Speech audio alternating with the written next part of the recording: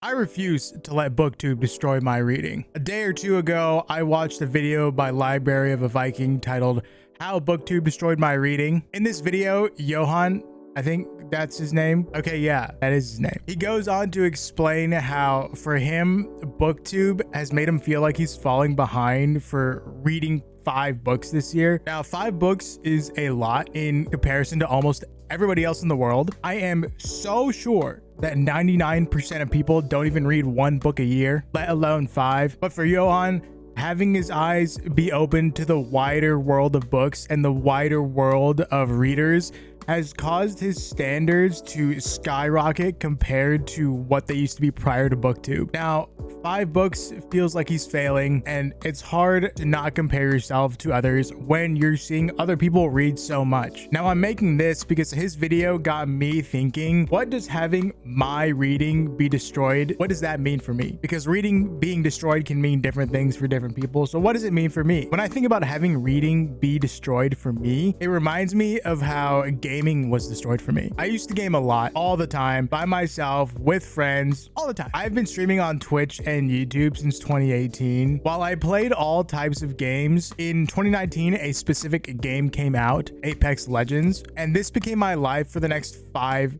years. In 2020, I had a few Apex Legends videos blow up. This gave me momentum to take streaming and YouTube way more seriously. And I mean, it got very serious. It ended up becoming a job. Don't get me wrong, I'm grateful that it happened and I would like to be a full-time content creator again. However, when your hobby becomes a job, if you aren't very careful, you will learn to hate it. Streaming and gaming became way too job-like and I grew to loathe it. It got to a point where I couldn't even game off stream by myself. It was that bad. If I ever did game off stream, it would be playing like the ranked game mode of Apex Legends with some friends so I could improve at the game. And even then, I would feel guilty that I wasn't streaming. So I couldn't even enjoy playing off stream when I did. This thing that I had loved since I was a kid, specifically gaming, I just couldn't do it anymore because I would get so overcome with this guilt that I'm doing this in my free time and not playing this game on stream to use for content in either YouTube videos or other short form content on different platforms. Eventually, due mostly to my inexperience at handling momentum and my dislike for the content I was making, numbers started to dwindle despite my consistent output. It got to a point where I even began to start hating streaming because I couldn't handle the low view count when it used to be so much higher. I did my best to ignore it, but I just could not. I've streamed a few times since I had to stop for my own mental health and I wanted to go back, but that fear of low number of viewers is there and stopping me from doing so. And it's definitely something I need to overcome, but you can see how damaged I am because of that experience. Not to say that there were no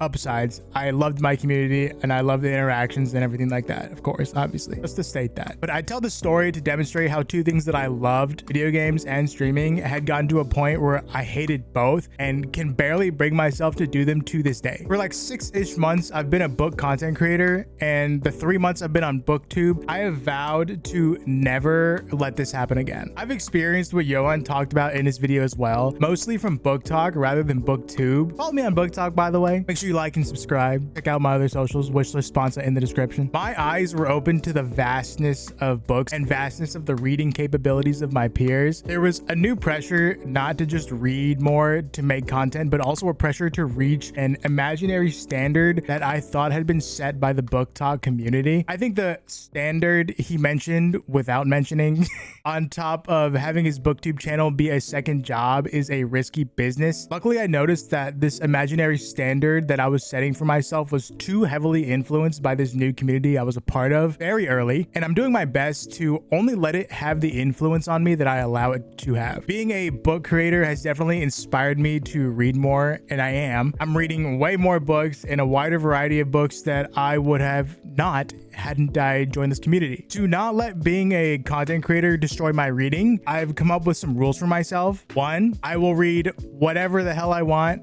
whenever the hell I want. I will not read anything because it is new and trending unless I myself am excited / want to read the book for myself, not for anything superficial like views or likes. If I want to read a book that just came out and it just happens to be popular and trending like Wind and Truth was from the Stormlight Archive, then I will. But if I just simply want to read it but don't mind when I read the book, then it can wait a few weeks or even a few months or even years. I will not force myself to read something so I can be the first to review it or solely to capitalize on the hype. If that happens, then it will be by pure coincidence, or it's a book that I just happen to like. And I get that this is probably not good for the growth of this YouTube channel, but the sacrifices had to be made. If I'm gonna do this consistently and still love the books and still love reading, boundaries have to be set. I have to sacrifice that potential uptick in views and growth and numbers because I'm not willing to give up my love for reading for money.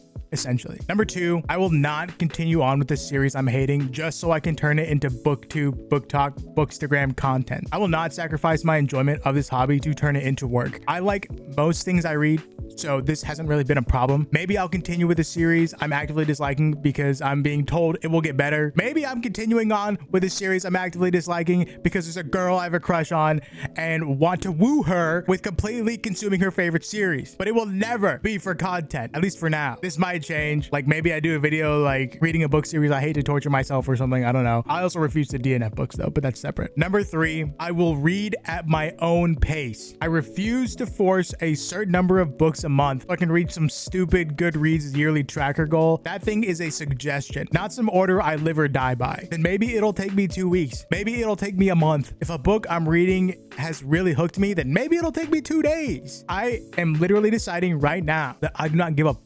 This one is one that I'm coming up with as I'm recording this video. From this day forward, it is going to be implemented. I don't care if I can't make as much content because I'm not reading books lightning fast. I refuse to one day be retired as a book content creator and absolutely hate the shit out of reading. Those are my 3 rules for now. Maybe I'll add some, maybe I'll subtract. I don't know. Yeah, I mean, a lot of this is easier said than done, but seeing Library of a Vikings video made me realize that in order for me to not kill my own love for reading, I need to take active steps in doing so.